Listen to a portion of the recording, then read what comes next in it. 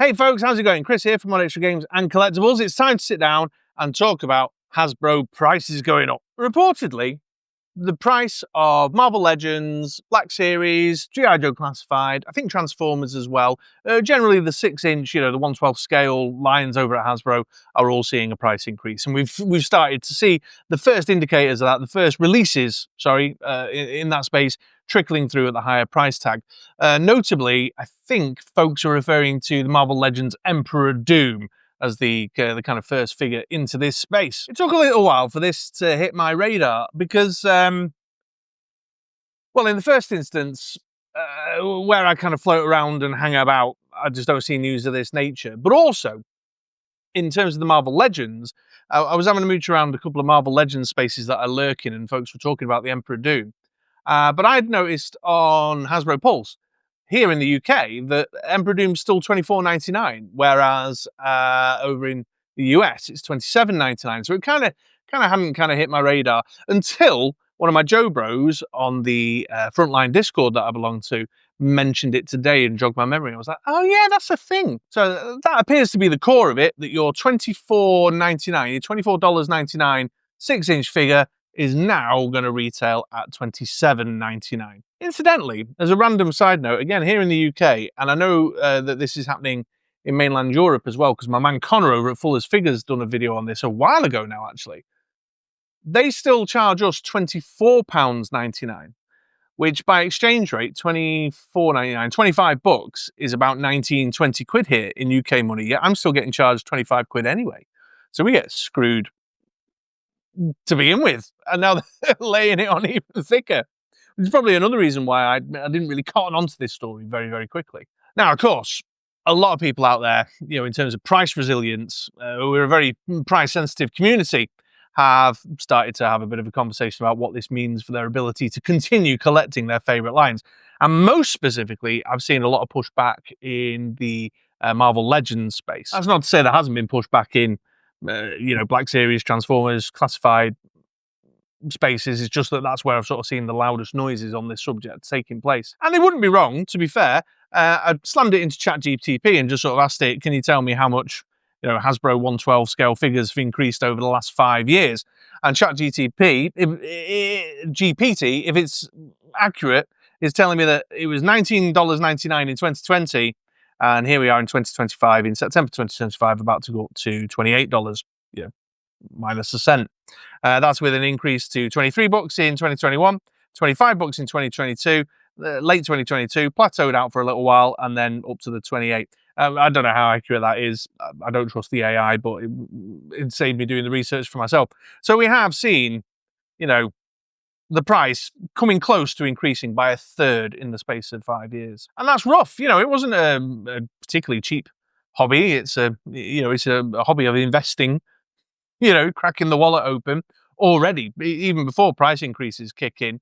And at this moment in time, everything's going up. Everything's going up. So you've got your necessities, like your roof over your head, your gas, your lecky, all that kind of stuff. But then your hobbies are now starting to become increasingly more expensive. This of course is all connected, because the cost of living crisis that is causing my bills to cause me financial stress every month are the same problems that are causing Hasbro operating cost stresses. The cost of materials, general inflation, global shipping. I had a little peek on Reuters and the Financial Times and stuff just a few moments ago before recording this video, so that I could speak knowledgeably and sound intellectual on the video. But they were talking about things like global shipping, and there was a supply chain shipping crisis before the pandemic, but worsened by the pandemic, where containers were getting trapped and all this kind of good stuff. And even though that's settled down a bit, prices are still sort of pandemic crisis high, with a bit of a drop.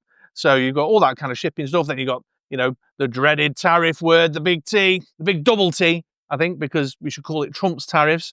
They've come along. And so companies like Hasbro are obviously baking in the costs of these things, like having to diversify their manufacturing, having to seek more cost-efficient supply chain solutions, swallowing the cost of the tariff, certainly in the short term. Although China tariffs were a problem before Trump made them even more of a problem.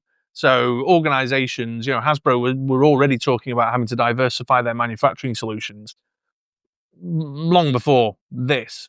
And I know that Mattel were too, because I saw it on an article I read just now.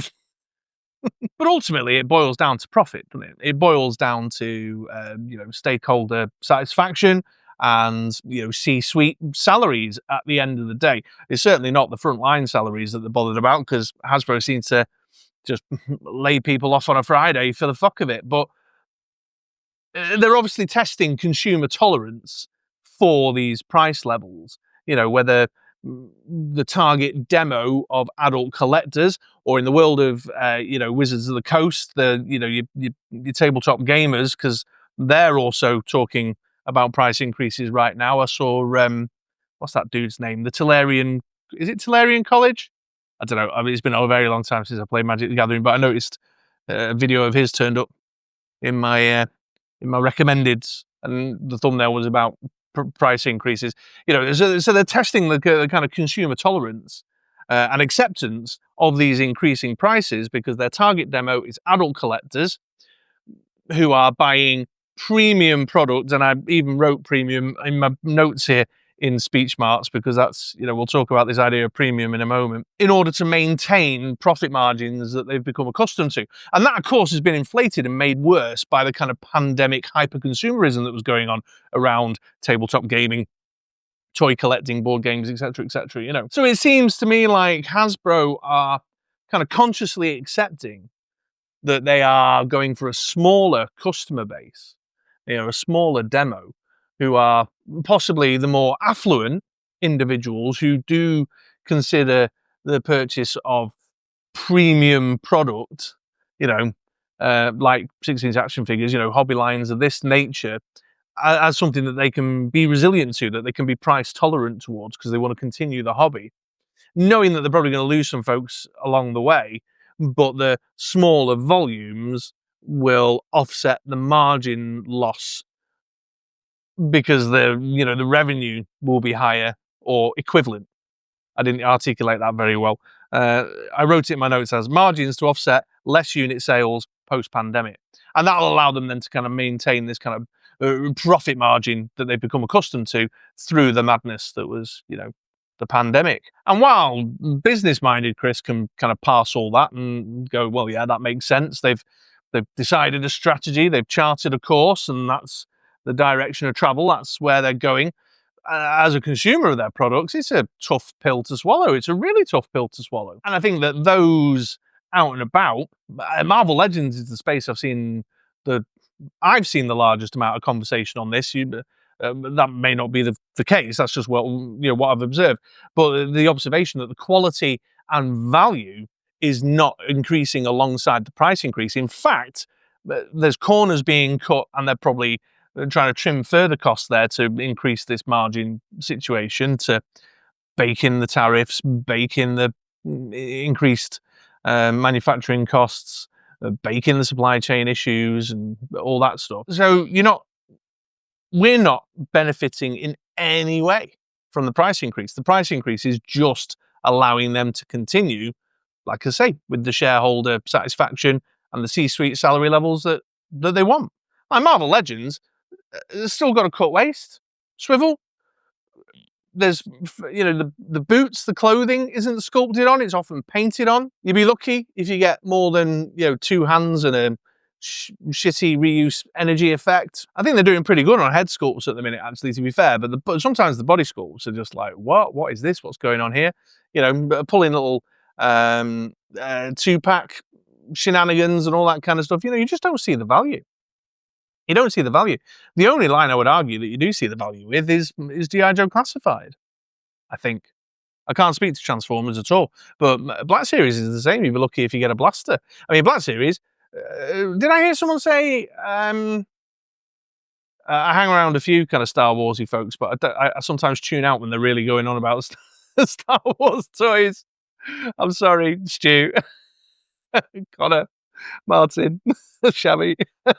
I tune out a bit when you really go deep into Star Wars toys stuff. But I'm sure I heard someone say on a stream I was watching the other day that are they going backwards in articulation? That they're releasing figures with less articulation now? Is that true? Someone let me know in the comments down below. I should check this stuff before I start talking on a hot mic, shouldn't I? But whatever.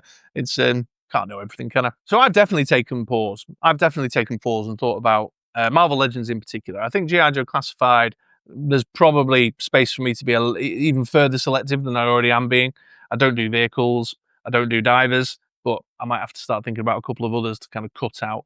But my Marvel Legends collecting, which was casual at best, and I was already kind of getting a bit turned off by Marvel Legends in any case because of the reasons I've just mentioned. You know, just sculpt a fucking boot on, will you? Jesus.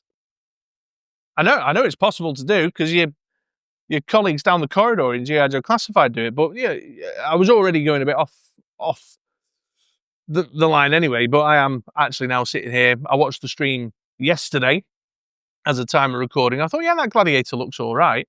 I like the face sculpt; it looks pretty impressive, but plastic cape, no extra sculpted details really, other a belt. I thought, you know, very minimal accessory selection. A grey and black Punisher, but it's in a 2-pack with a Nick Fury that I don't really need nor want. I mean, I generally pick up X-Men related stuff, but I think the only pre-order I've got in right now is that new White Queen because I want that classic look, you know, Hellfire Club kind of look White Queen, but I'm not bothered with Ferrell today or Rachel Summers. I've just gone there. I might get the Iceman, the Secret Wars Iceman, but I might not be able to. That's the point. You know, I've got to make kind of very price conscious decisions. And if we're getting up to those prices, I mean, to be fair, I'll go up to $30. I'll go up to $35. I've got things like me Operation Monster Force figures. I've got some Valaverse, some NECA stuff that goes up to 35. You know, I'll happily go up to that price if I feel like I'm getting the quality and value. Like my NECA D&D figures at 35 quid. They're sculpted and washed and paint apped and just brilliant, dry brushed. You know, same again with Operation Monster Force. And then in terms of value, you know, Valaverse, nobody can question the added value in terms of accessories and extras that Bobby Val is throwing in. So when making a choice between a Marvel Legend or an Operation Monster Force, I don't know. Operation Monster Force is a bit of a tricky one to quote in this at this moment in time because they haven't shipped anything in a fucking year.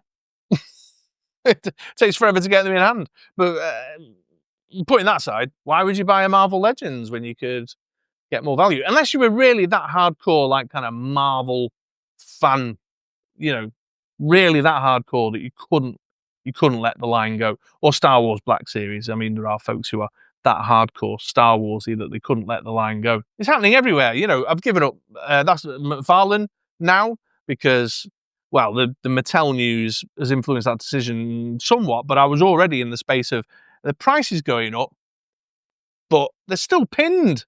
The standard's not improving. In fact, I felt like the sculpting was going backwards when I compare some of the earlier ones I picked up to my most recent ones, which, to be fair, were a long time ago now. And there's reports of it happening with Mattel. You know, as I said, I did a bit of research before recording this video, and Mattel were talking about Barbie price increases.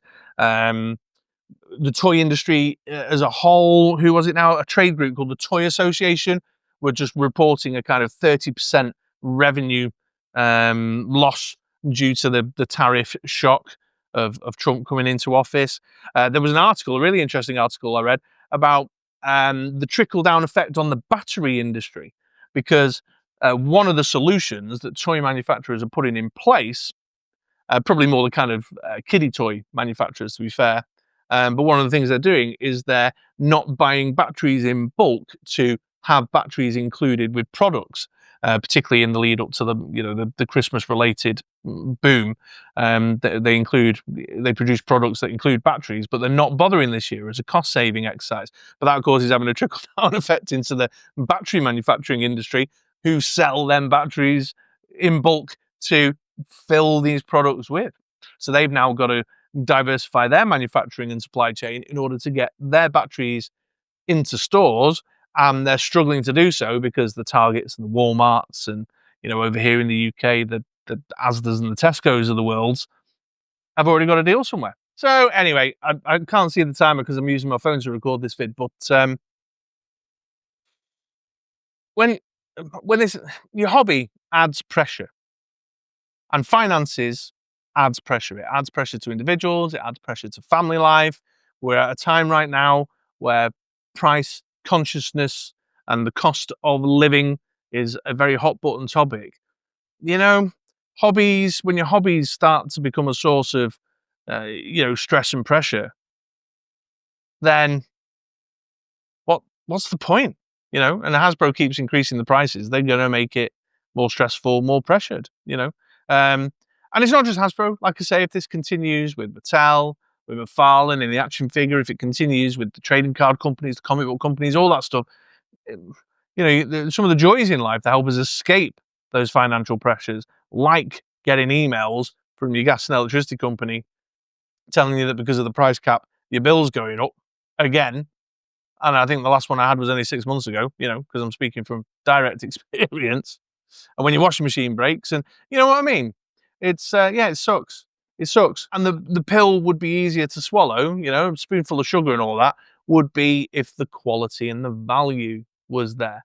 And arguably, with Hasbro's product lines, I think I would exclude G.I. Joe Classified to a degree, a large degree, but to a degree, I still think there's a little bit of corner cutting going on, like AI artwork on the packaging. Then, you take pause. And I'd hate to think there's someone out there who is so in love with the hobby, but is going to get priced out because they just can't keep up with it, without, or they wait for clearance, and that cycle of, it's a whole other video really, but that cycle of challenges then where your big box stores, your Targets, your Walmarts, start clearancing them out over, you just get stuck in that cycle, and then they're not making the profit they were trying to make anyway. So who knows what the fuck is going through Cox's head, but yeah, there you go. There's some thoughts about the pricing increases. So let me know how you're feeling about it in the comments down below.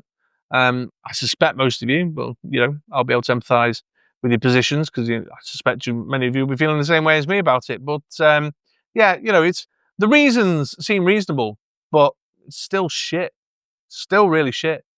So there you go. All right. Well, I hope you enjoyed this one. I hope it didn't make you too miserable. If you did, then do the thumbs up, do the subscribe, and all that bollocks and malarkey. But in the meantime, have a great day and swing back around for another video sometime soon. All right. Take it easy, folks.